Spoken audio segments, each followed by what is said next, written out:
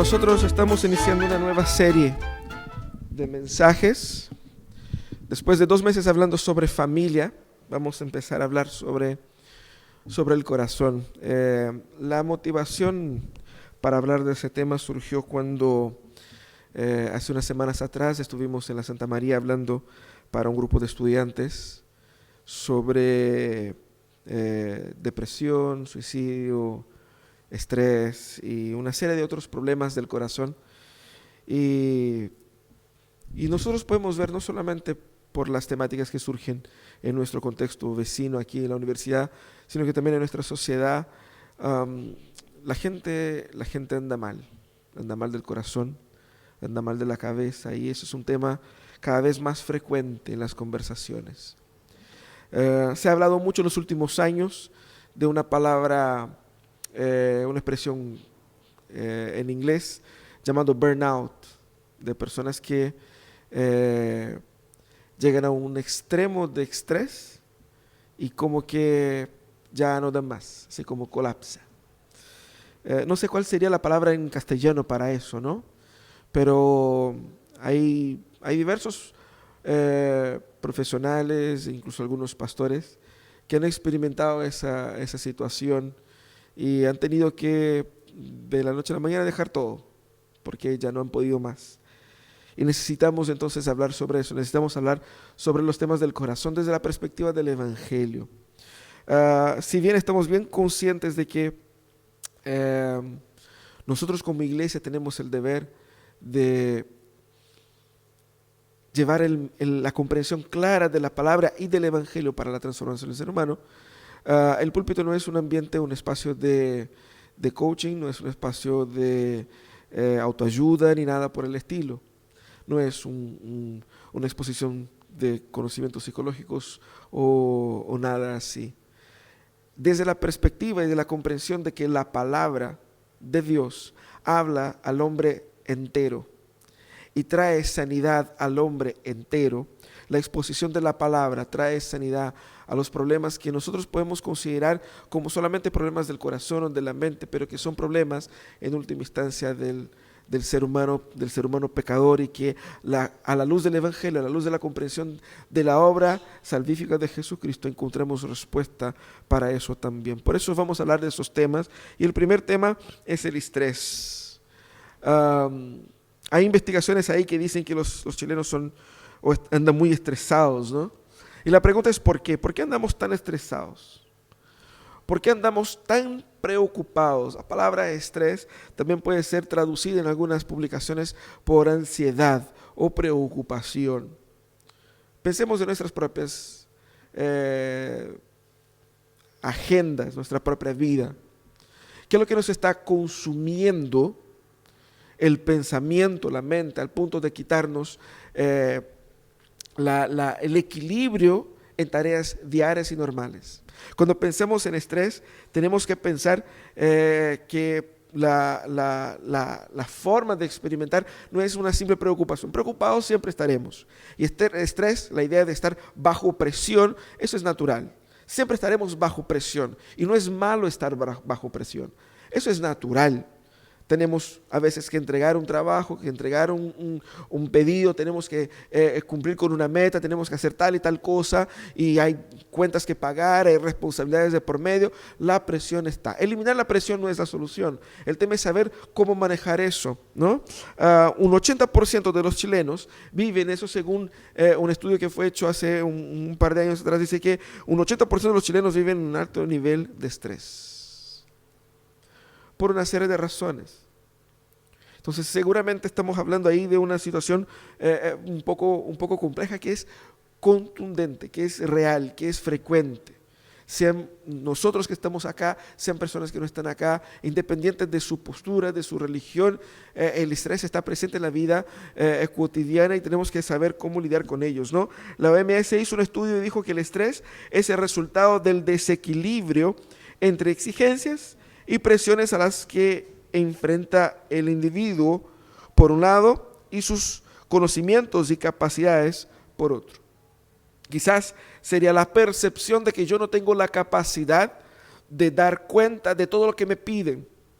Entonces siento que se me pide, se me exige demasiado. Y yo no he podido responder en la misma medida de la presión que ha sido puesta sobre mí. Entonces, el estrés tiene este perfil y uno piensa en los síntomas, ¿no? ¿Cuáles serían los síntomas más evidentes del estrés? Ahí, según la propia Organización Mundial de la Salud y otros estudios, han dicho que, bueno, puede ser un estado de ánimo irritable o un estado de ánimo bajo la mayoría de las veces. Puede ser la dificultad para conciliar el sueño o el exceso de sueño. Hay gente que tiene exceso de sueño, pero no es por eso. Es solamente porque le gusta dormir. Pero el sueño muchas veces es una evidencia de esto, ¿no? ¿Cuántas veces no pudiste dormir porque tenías una idea en la cabeza, una idea en la cabeza, una idea en la cabeza, un problema, una deuda, un tema que querías dormir, estabas cansado, pero no pudiste, ¿no? Tiene que ver con eso. También se nota cambio brusco de peso, puede ser tanto aumento como pérdida. Un cansancio, una falta de energía fuera de lo normal. O sea, no existe nada que justificara tamaño cansancio, pero algo te está consumiendo más de lo normal. Dificultad para concentrarse, sentimientos de desesperanza o abandono, pérdida de placer en actividades que suelen ser o suelen hacerlo feliz o incluso en la propia actividad sexual, ¿no? Todos esos son síntomas y que dejan en evidencia los efectos físicos del estrés. La palabra de Dios habla de cómo responder a eso, pero en términos genéricos, la sociedad y los organismos de salud han puesto algunas orientaciones de lo que ellos dicen que es el autocuidado. Y algunas orientaciones son como las que siguen: hacer ejercicios de respiración, organizar su agenda laboral, realizar actividades físicas con relativa frecuencia, actividades recreativas, tener encuentros o reuniones sociales entre amigos y buscar otras actividades que brinden un estado de relajación y plenitud para la persona, ¿no? Son algunas formas que recomiendan ahí de autocuidado, y obviamente que no vamos aquí a hablar desde la perspectiva ni científica, ni psicológica, ni médica del tema, pero seguramente el Evangelio trae respuestas al problema del estrés que a mi modo de ver son más contundentes y más profundas. Y yo creo que al contrario de lo que se pueda plantear en otras metodologías, el Evangelio viene a sanar la raíz del problema que causa el estrés. Y es de eso que vamos a hablar hoy día. Vamos a abrir el texto de Mateo, el capítulo 6, de los versos 24 al 34. Vamos a leer alternadamente ese texto también. Dice así la palabra de Dios: nadie puede servir a dos señores, pues menospreciará a uno y amará al otro, o querrá mucho a uno y despreciará al otro. No se puede servir a la vez a Dios y a las riquezas.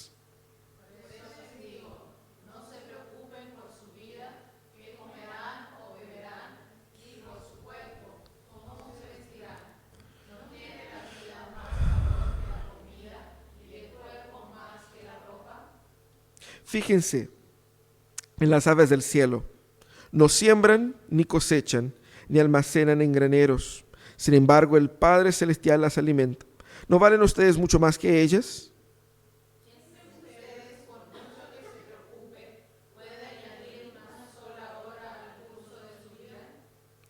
¿Y por qué se preocupan por la ropa? Observen cómo crecen los lirios del campo. No trabajan ni hilan. Sin embargo, les digo que ni siquiera Salomón, con todo su esplendor, se vestía como uno de ellos.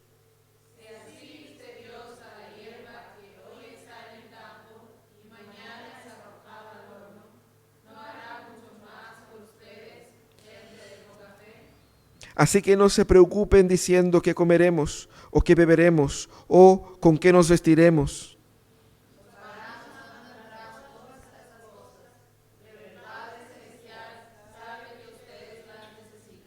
Más bien busquen primeramente el reino de Dios y su justicia, y todas esas cosas les serán añadidas.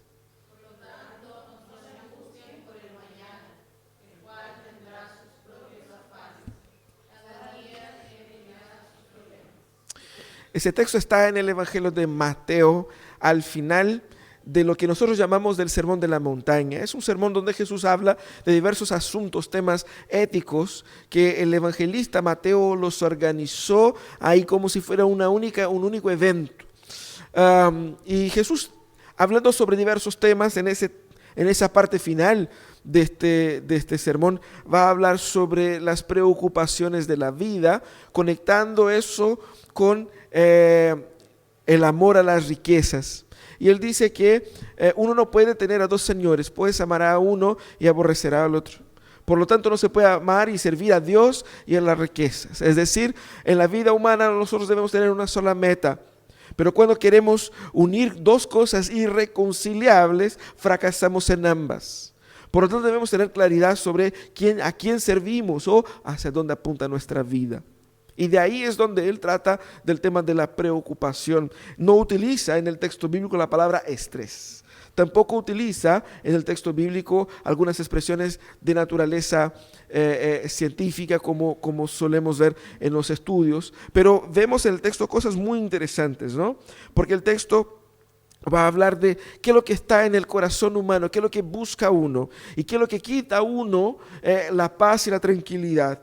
Dios va a decir, ustedes deben adorar únicamente a Dios. Y una vez que adoran a Dios, pueden descansar en que Dios cuidará de ustedes. Ahora, si ustedes adoran a las riquezas, tendrán que depositar sus esperanzas en estas riquezas. Y depositando sus esperanzas en esas riquezas, ustedes las pueden tener como no. Por lo tanto, la vida del que deposita su esperanza en las riquezas es de una búsqueda constante, es de un temor constante por no perderla y un esfuerzo constante por tenerla y tenerla más. Ese es el paralelo que Jesús está mostrando aquí en ese texto y termina de una forma muy interesante porque dice, basta cada día su propio mal. Ese texto nos va a dar algunos principios y yo diría que son 5 principios, 5 dinámicas que debemos aplicar en nuestras vidas para aplicar el Evangelio de tal manera a combatir el estrés y la ansiedad patogénica, el estrés enfermizo, el estrés pecaminoso en nuestras vidas. Y podemos decir eso con mucha claridad a la luz del texto. El estrés y la preocupación, así como el texto da, es de por sí pecaminoso. La preocupación en general no es algo pecaminoso en sí mismo. Debemos preocuparnos de muchas cosas. Debemos ocuparnos de algunas cosas. Pero la preocupación enfermiza, el estrés desmesurado, nace por cuenta de un corazón pecaminoso, en un corazón pecaminoso, haciéndonos aún más pecaminosos. Por lo tanto, debemos corregir eso con el Evangelio. Y mira qué hermoso el texto, ¿no? El texto nos ayuda a responder al estrés desde el Evangelio. Lo primero que el texto puntúa es la primera dinámica que tenemos que aplicar en nosotros, que es la dinámica de la adoración. ¿Qué significa eso? Significa, como dice el texto al inicio, ¿no? No se puede adorar a dos señores. En otras palabras, lo que Jesús quiere decir es que hay una divinidad oculta por detrás de cada preocupación. Hay una divinidad oculta por detrás de cada preocupación. Por eso dice, no puede adorar a dos señores. Porque aquel que es mi Dios es el objeto de mi ocupación, de mi preocupación. Mi meta en la vida es de cómo servirle a Él, de cómo agradarle a Él, de cómo dar a Él lo que Él demanda de mí. En otras palabras, cuando estamos preocupados con las cosas de la vida, dejamos de preocuparnos por Dios. Porque pensamos que por preocuparnos por estas cosas, lograremos lo que nosotros necesitamos y nos olvidamos de que Dios cuida de nosotros. Por lo tanto, debemos entender eso, que la preocupación nace de la rebelión de nuestros corazones ante Dios y depositar nuestra atención en algo que no es Dios como prioritario para nuestras vidas. Es interesante porque dice que no se puede adorar a dos señores.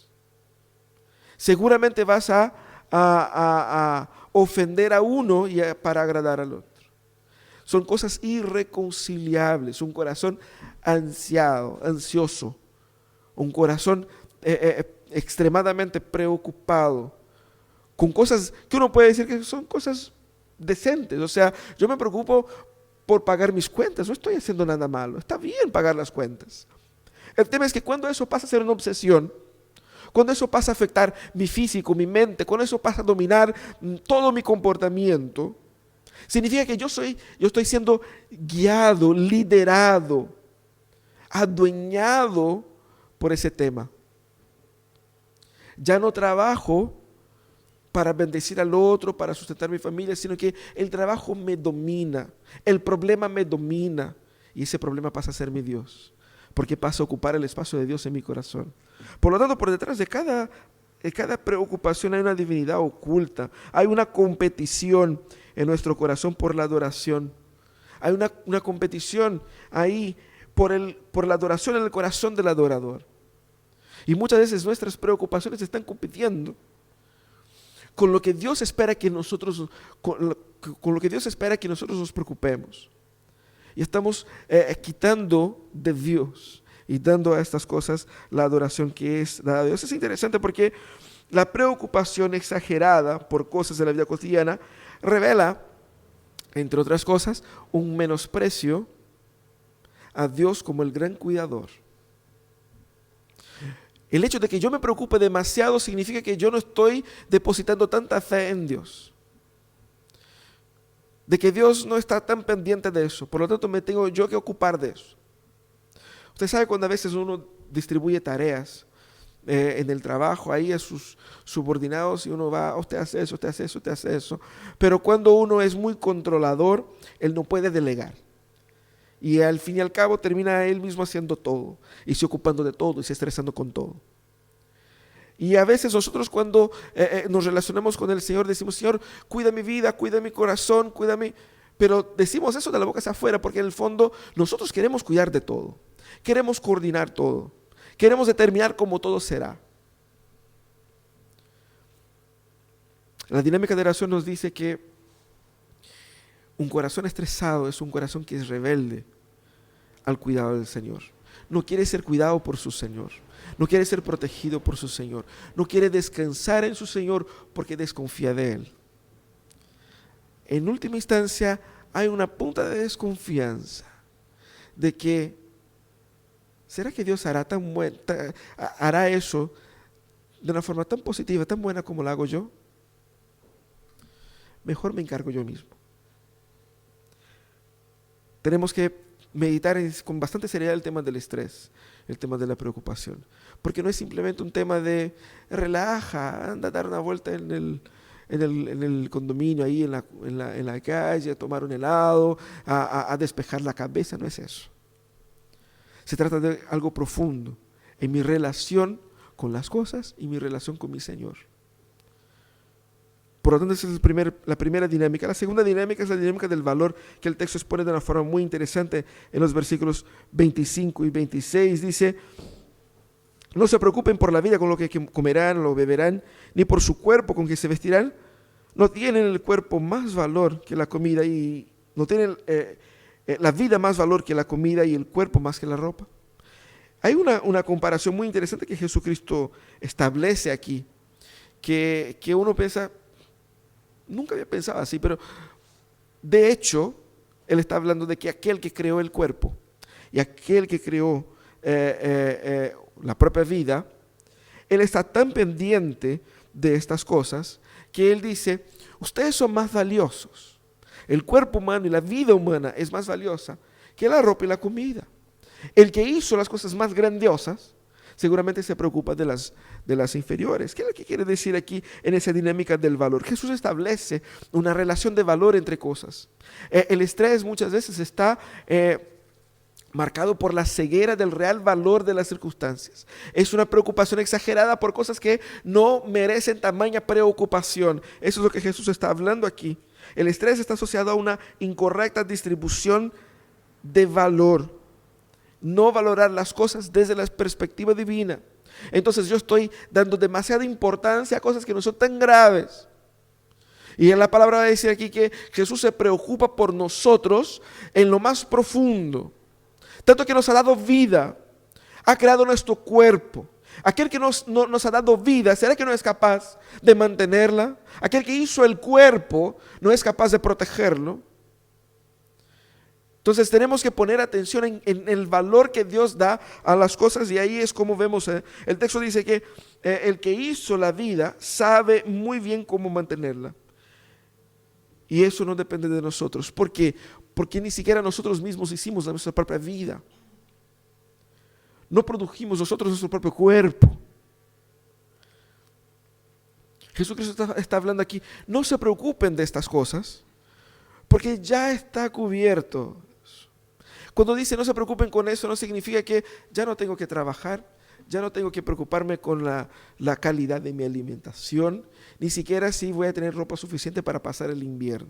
No es eso, no es ser irresponsables. Lo que Jesús está hablando aquí es que no vivan una vida comandada, coordinada, simplemente para buscar satisfacer estos aspectos, porque esos son aspectos inferiores, menores en la vida de ustedes.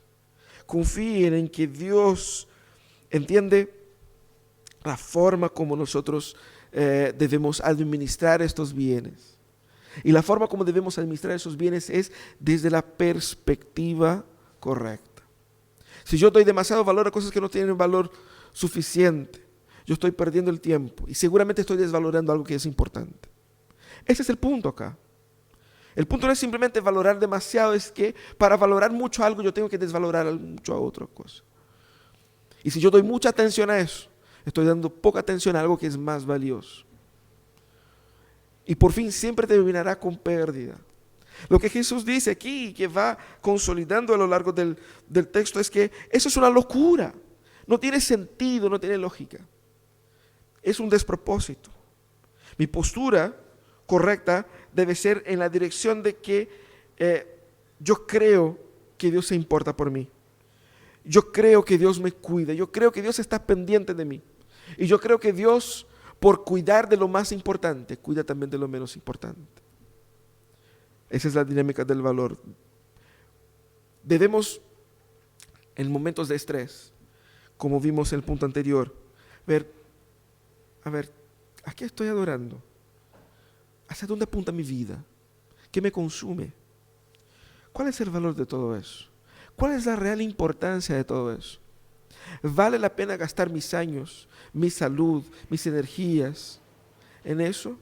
¿Estaré yo dedicando mucha atención y mucha importancia a cosas que Dios no dedica tanta importancia así? Pero también vemos la dinámica del poder, y es interesante ahí, como dice el versículo 27, que es un versículo fantástico. Dice: ¿quién de ustedes, por mucho que se preocupe, puede añadir una sola hora al curso de su vida? ¿Quién de ustedes, por mucho que se preocupe, puede hacer con que la uña crezca o deje de crecer? ¿Quién de ustedes, por mucho que se preocupe, puede hacer con que un pelo de su cabeza se ponga más o menos blanco? Más blanco es más natural, ¿no? Pero ¿quién de ustedes puede controlar cualquiera de esas cosas?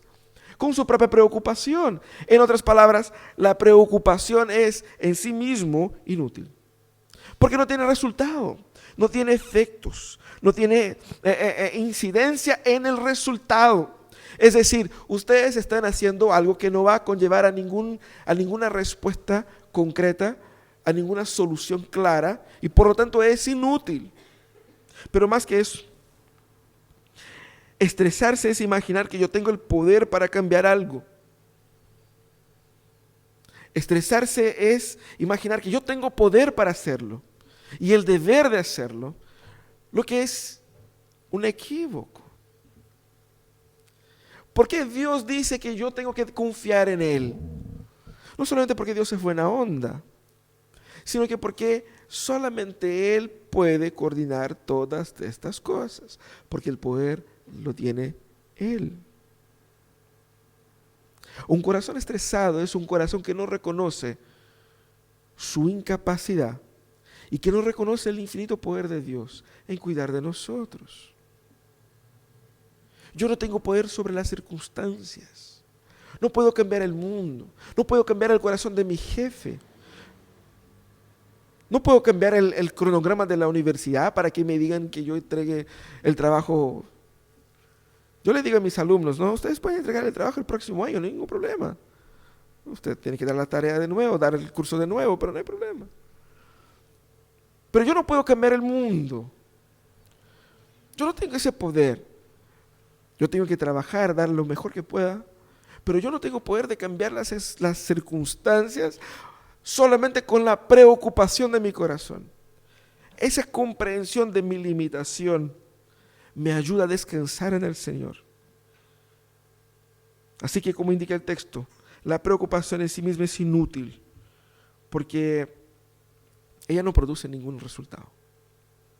Por lo tanto, cuando vemos aquí la narrativa de Jesucristo, vemos que Jesucristo va claramente hablando de que, primero, todo nace en una postura de adoración, que se manifiesta en lo que ese ser adorado determina como valor. Y la forma como ese ser adorado actúa y manifiesta su poder. Si yo fallé en la primera diapositiva, todas las demás seguirán equivocadas. Pero tiene más. La cuarta dinámica es la dinámica de la confianza. Fíjense cómo es interesante. Jesucristo habla ahí de los versículos 28 a 32, utilizando la comparación con la ropa. Y dice, ¿y por qué se preocupan por la ropa?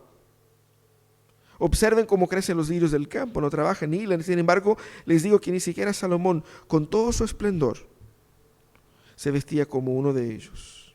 Si así viste Dios la hierba que hoy está en el campo y mañana es arrojada al horno, ¿no hará mucho más por ustedes, gente de poca fe?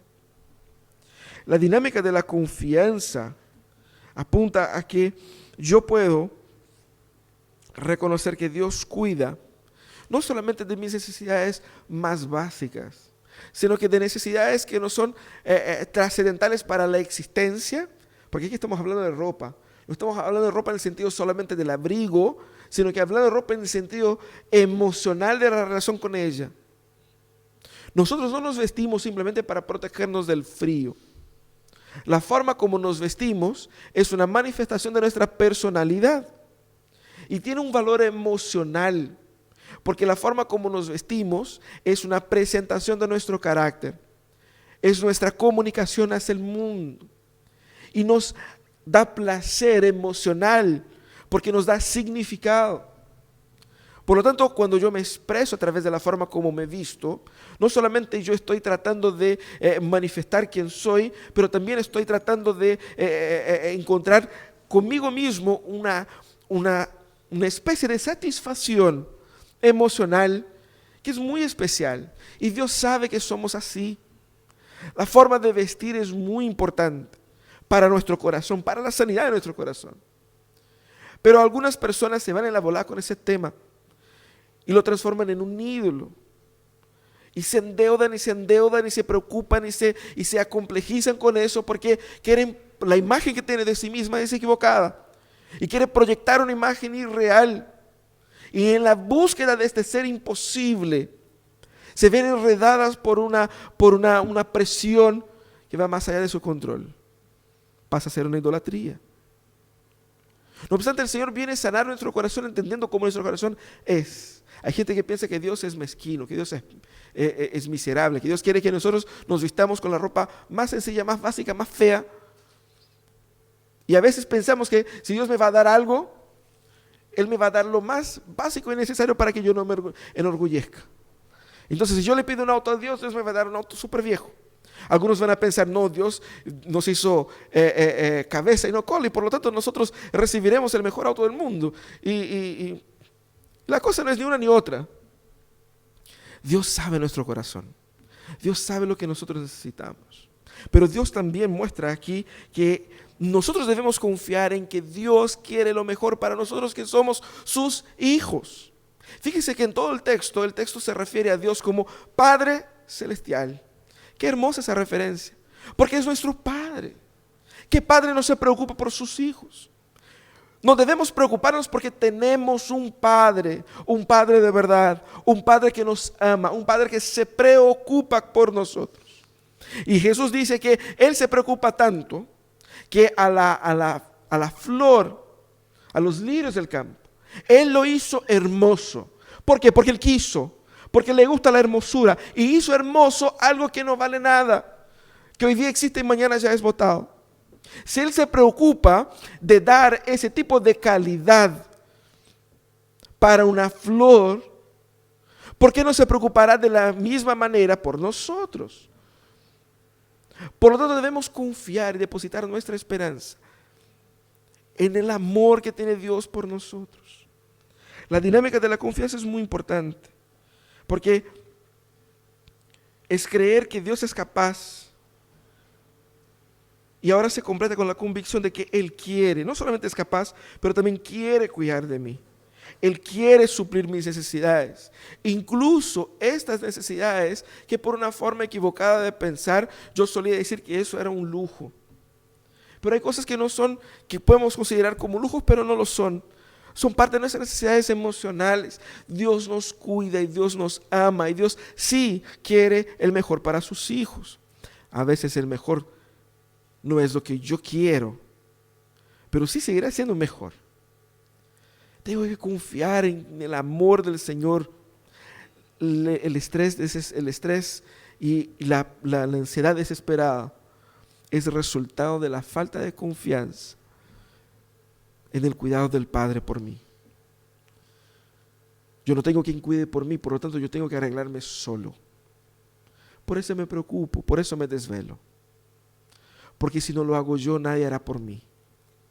Muchas personas han vivido vidas con mucha presión, producto de circunstancias infelices de la vida. Gente que desde pequeño tuvo que trabajar, tuvo que valerse, tuvo que defenderse, tuvo que buscar lo suyo porque no tenía esa figura paternal, esa figura maternal, no tenía protección en el hogar y por lo tanto tuvo que buscar su propia protección, y así son incapaces de confiar en que alguien, más que a uno mismo, estará velando por ti. Pero el Evangelio viene a sanar esos corazones también. Esos corazones que están ahí tratando de construir sus propios muros de protección.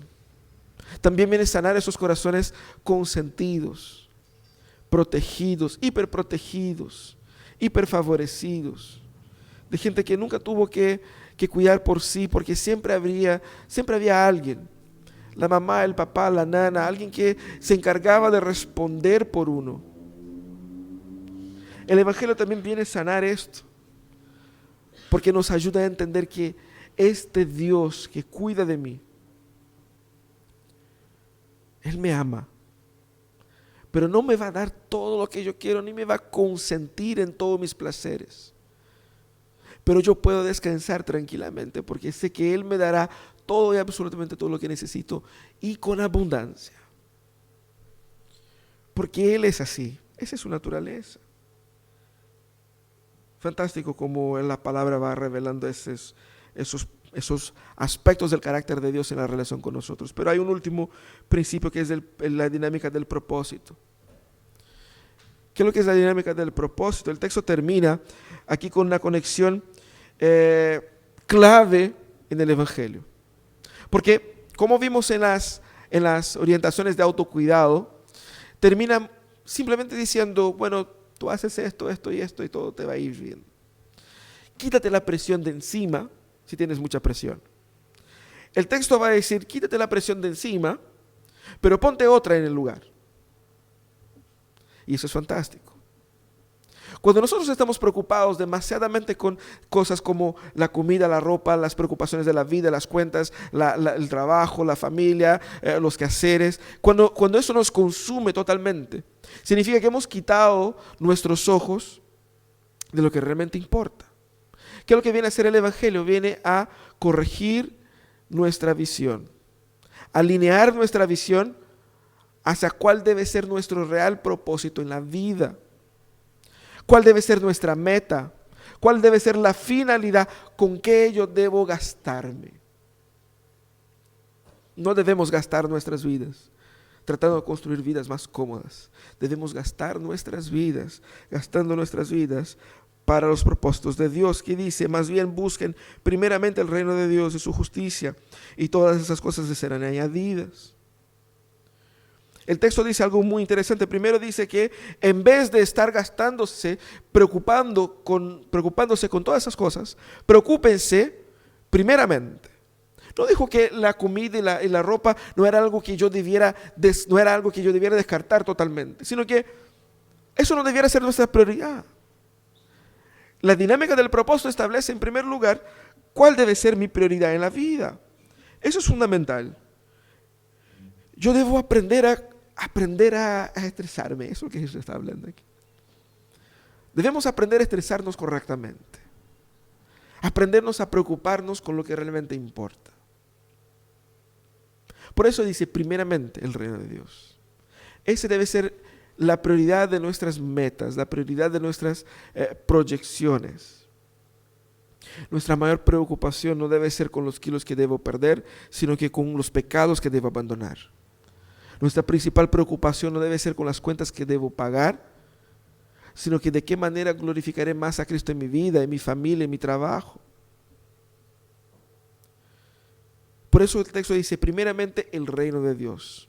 Por reino de Dios quiere decir el propósito de Dios en Cristo en el mundo. No quiere decir simplemente la iglesia, quiere decir el reino, que incluye la iglesia, es más amplio que ella. Cuando habla del reino de Dios, está hablando de que yo debo vivir para estos propósitos en el mundo, en todas las esferas donde yo me encuentre, como un embajador de este reino, como un miembro de este reino. Por lo tanto, mi preocupación mayor no debe ser con el sustento de mi casa, ni con el cumplimiento de ciertas metas profesionales, estudiantiles, familiares, sociales. El objeto de mi vida debe ser el propósito de Dios para mí, de cómo Dios es más glorificado en mi vida, de cómo Dios es más glorificado en mi trabajo. El propósito de mi vida, lo que me debe consumir, debe ser la tarea de Dios en ese mundo. Con eso debemos preocuparnos, en primer lugar. Y dice que todas estas cosas, las cosas con que comer, con que el Señor va a añadir, porque Él cuida de aquellos que están preocupados y sirviendo a Él de tiempo completo. Eso es lo que el Señor quiere de nosotros, que sirvamos a Él de tiempo completo y no solo los fines de semana, que sirvamos a Él no solamente cuando estamos en una actividad de la iglesia, sino que seamos la iglesia en actividad donde quiera que vayamos, que el propósito de la iglesia se confunda con los míos, y no solamente de esta iglesia local, sino que de la iglesia de Cristo. Que el objetivo de Cristo en el mundo sean los míos.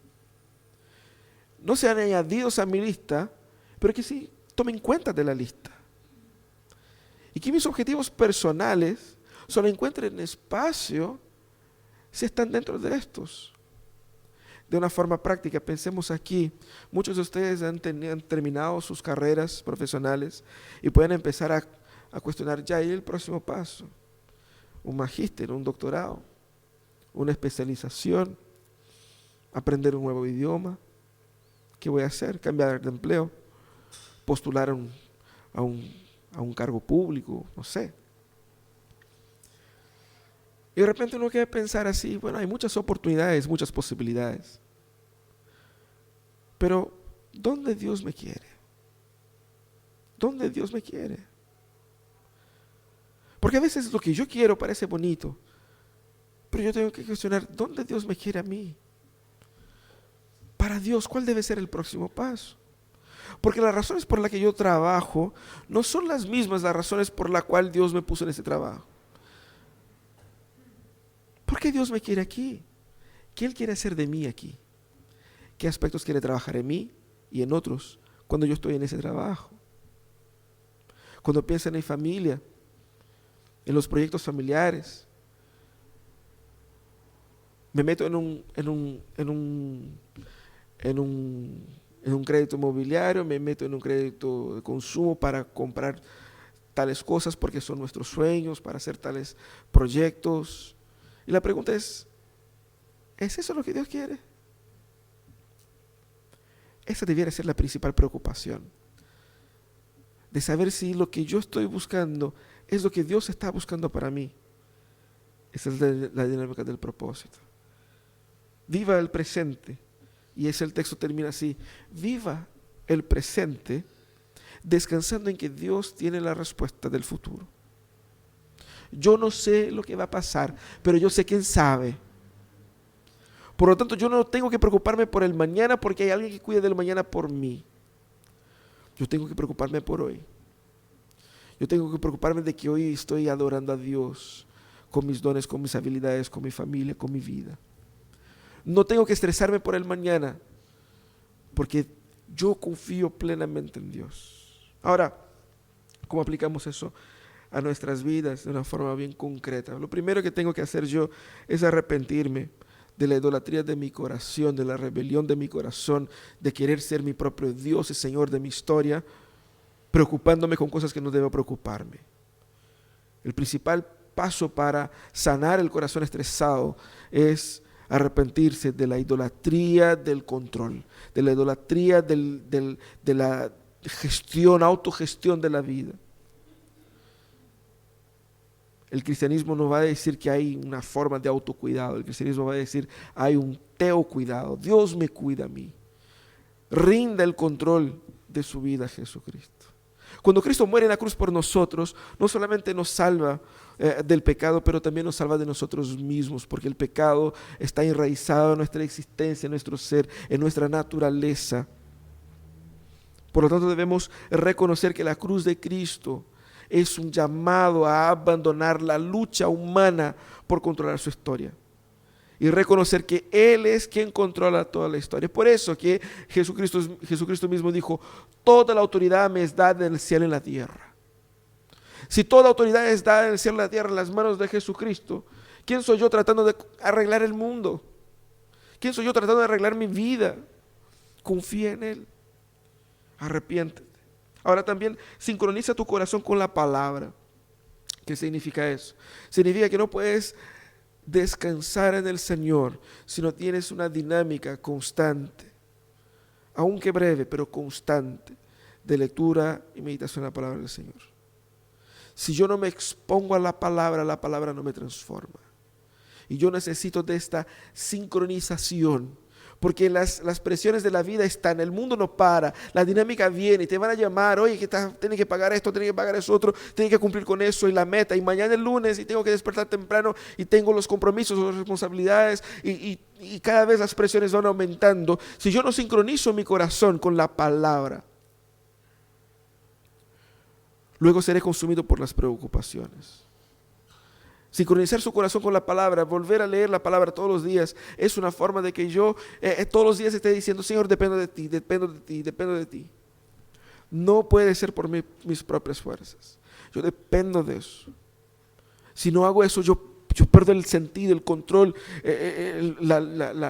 la visión correcta de la vida. Sincroniza tu corazón con la palabra. No es mágico. Y eso es importante decir, no es mágico, no es porque yo voy a leer la Biblia en la mañana y que, wow, mi día va a ser todo hermoso, bonito y voy a salir. No, no es mágico.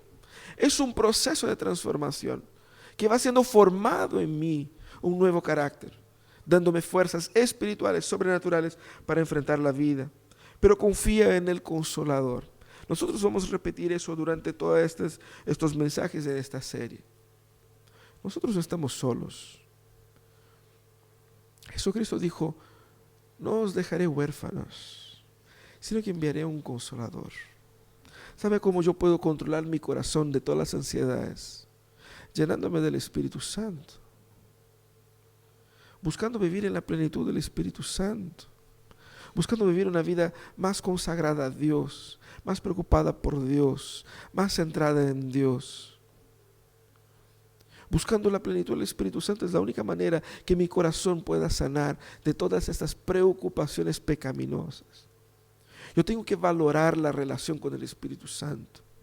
Yo tengo que valorar la relación con Él, para que de esta relación salgan los frutos. Y cuando pensamos en los frutos del Espíritu, vemos que esos frutos están ausentes en el corazón del estresado. Alegría, paz, longanimidad. Un corazón estresado no tiene eso. Hemos visto aquí que la ciencia mismo dice que le falta alegría, le falta paz, le falta paciencia. benignidad, bondad, mansedumbre. Un corazón estresado no tiene nada de eso. Por lo tanto, si nosotros queremos tener todo eso, necesitamos de la plenitud del Espíritu Santo, caminar con el Espíritu Santo diariamente. Esa es la exhortación del Evangelio. Solo podemos tener la plenitud del Espíritu Santo porque Cristo en la cruz consumó su obra de salvación y nos ha permitido ser nuevas criaturas. Viva como una nueva criatura. Si usted es creyente, viva como una nueva criatura. Viva la plenitud de la vida que Cristo conquistó en la cruz para ti. Y no viva vidas mediocres como la que muchos vivimos nosotros. Estresados sin necesidad. Vivamos la plenitud de la relación con el Señor. Vamos a orar nuestros ojos, vamos a pedir que Dios tenga compasión de nosotros.